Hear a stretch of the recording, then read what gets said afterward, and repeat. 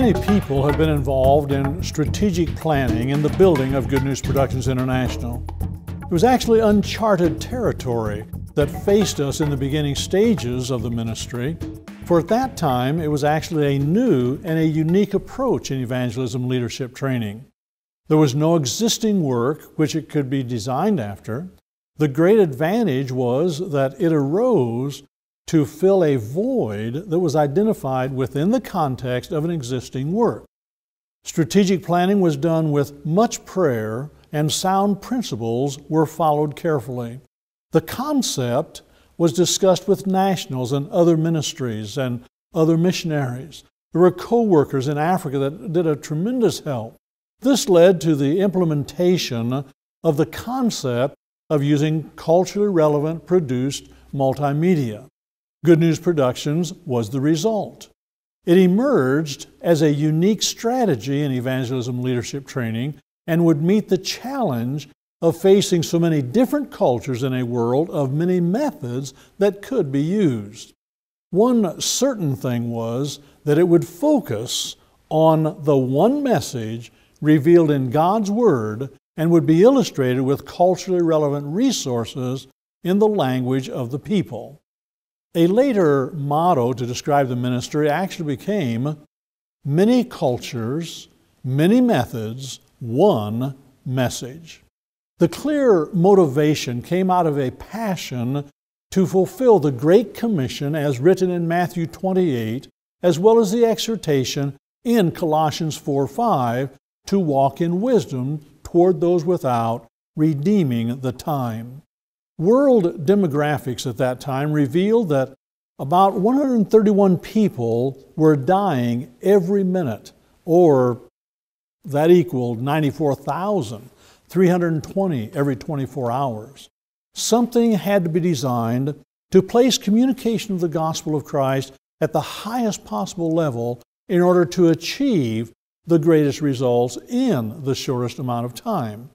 So the focus on the power of visuals was certainly an important factor in order to make the most of the time.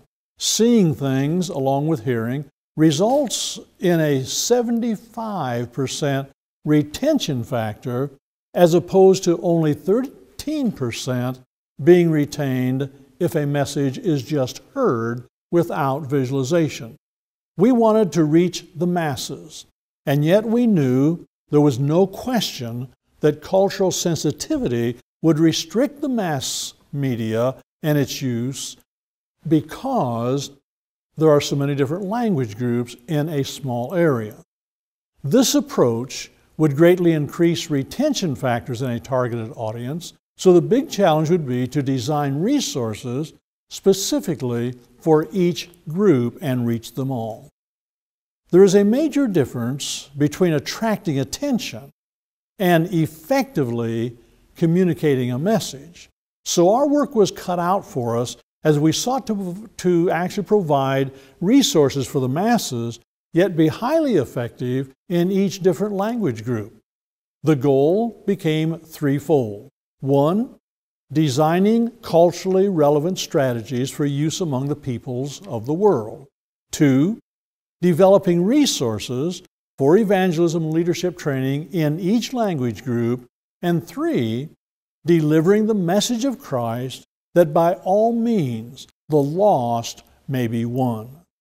To accomplish these things would require getting as many national leaders and missionaries involved as possible. Their input, ownership, usage, and distribution, along with follow-up, were all key factors to get the best results in the shortest amount of time. The very nature of most such projects would involve everyone partnering together. The mission statement was set forth that Good News Productions International works with Christians around the world to design culturally relevant strategies and resources for evangelism leadership training in order to effectively deliver the gospel of Christ. The vision we set before us was that Good News Productions International will have a network of Christian communicators who harness the most powerful communication techniques possible so as to point all peoples to Christ until He comes again. That would be accomplished through partnerships and a growing network of Christian communicators strategically placed throughout the whole world. The procedure followed in producing resources usually involved a 12-step program. We would first identify the target audience, then mobilizing a task force, then coordinate area groups, analyze the target audience, define specific cultural approaches, determine integrated methodology to be used, then determine the content and the format of each program, then identify roles of people who would do that, and then implement programming. Next, we would anticipate the response, and then we would monitor the delivery response, then finally evaluate what had taken place.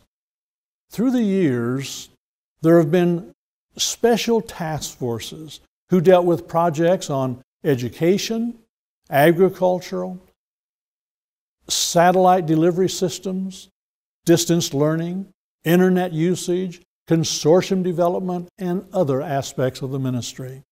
Key to the entire arena of strategic planning has been the tremendous dialogue with prayer partners, co-workers, supporters, directors, advisors, consultants, and many friends of the ministry. Many things could be outlined concerning a parallel financial plan as well. Basically, operational expenses were to run on what was on hand, with an anticipated annual increase of 15%. On new projects or programs, a proposal would be put together and presented to the appropriate people for approval. We always sought to have at least one half of the funding needed for any project before we actually started that project. Such projects would be funded from special appeals, estate gifts, or other sources. Staff members were chosen carefully, and they were chosen so they would know what their work was to do, and then they were simply trusted to do it. God has blessed the ministry since the beginning with great people who have a passion for being used of Him to His glory and honor. Well, things were moving forward in a great way. Goals were being reached, and several things were achieved that we had long prayed for to the glory of God. But He was doing things beyond what we could plan or even think.